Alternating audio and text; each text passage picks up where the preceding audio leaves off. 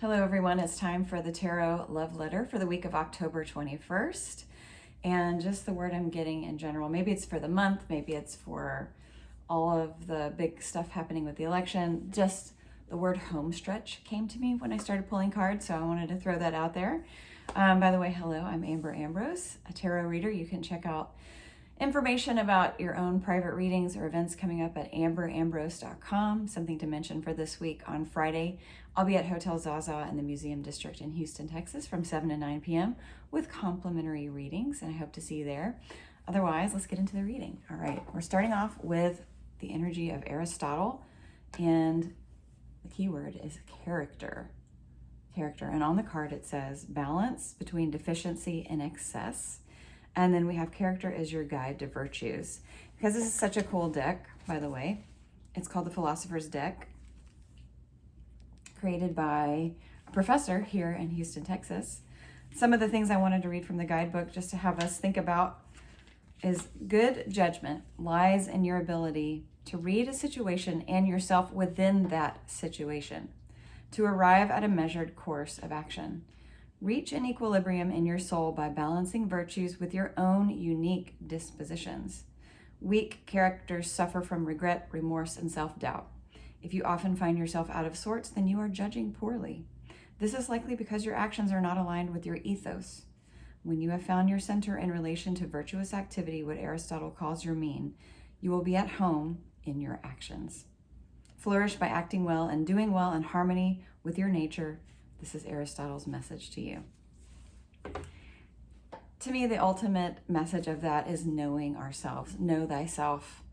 And when you know yourself and you understand and you own parts of who you are, then you can allow yourself to react or act within a situation that in a way that's true to your own nature, not how you've been conditioned or how you think you should act to impress other people or do the right thing according to other people's ethos. Your ethos is the most important this week. So using your own inner guiding light to guide you this week, not through extremes, but somewhere in between the middle. Balance, not acting impulsively, but then again, not sitting on the sidelines doing nothing. Somewhere in the middle ground. So it's a week of rebalance again, which is actually the message of the full moon that we just had on Thursday of last week. So let's get into the tarot part of this. We have the Six of Wands. We've got the Sun, a lot of fire energy, and then we have, boom, the Five of Pentacles. Come on, tarot. I'm just the messenger here. No, so we'll start with the Six of Wands. This is just a homecoming. This is coming back online, feeling confident, understanding that you have a right to be seen, heard, and recognized for what it is that you bring to the world, whatever that is, or whatever you're bringing to the world. Feeling confident, like, oh, I've got this. I do know what I'm talking about. I do know what I'm doing. I'm not an imposter. To me, it's the antidote to imposter syndrome. And I think some of us are learning, again, the Sun reiterates this for me, that it's okay for me to shine. It's okay for me to radiate my energy. It's okay for me to be happy. It's okay for me to feel excited and optimistic in a time that feels very unsure and a little scary, because a lot of the message that's coming through are, you think about an election cycle, pretty much all sides are, they're trying to get a vote from producing fear of what the other side or what the other candidate will do. And, some people are better at manipulating people and in a fearful place than others. And I think we choose unwisely, not according to our virtue, as Aristotle would want us to be choosing from. So I think just this week is a time to really put some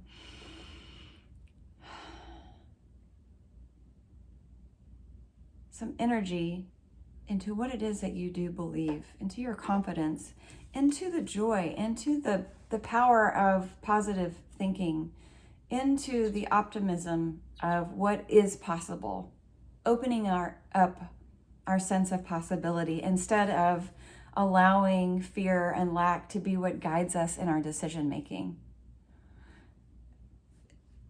It's just it's unhealthy.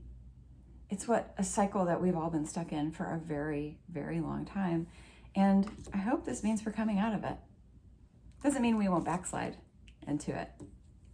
It just means that we have two cards that are much more powerful, much more optimistic than this separation illusion. We are not separate from this warmth inside of this building here. Never. So let's get back to the warmth of who we are. And finally, your message from Sea Turtle. You have everything you need. This is a message of independence. A sea turtle emerges from its egg. It's tiny. It's like this big. My friend Alexis can attest to this. She was recently happened upon some hatchlings and helped get them into the ocean, which I think is the coolest thing ever.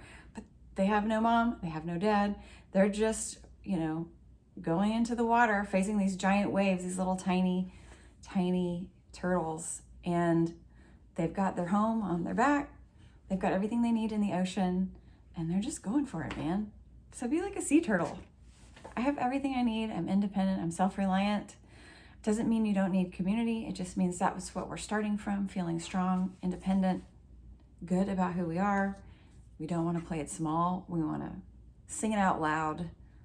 Bring that big energy this week, because there might be some energies that are trying to make us feel afraid, feeling separated, feeling lack. Don't let that get to you. Let's find the optimism. I think we have a very hopeful future. I'm feeling it today, and I haven't been feeling it. I have been feeling like this. So it feels good to have a little bit of warmth back in. That sense of possibility. We can do this. You are loved, you are supported, and you are worthy. AmberAmbrose.com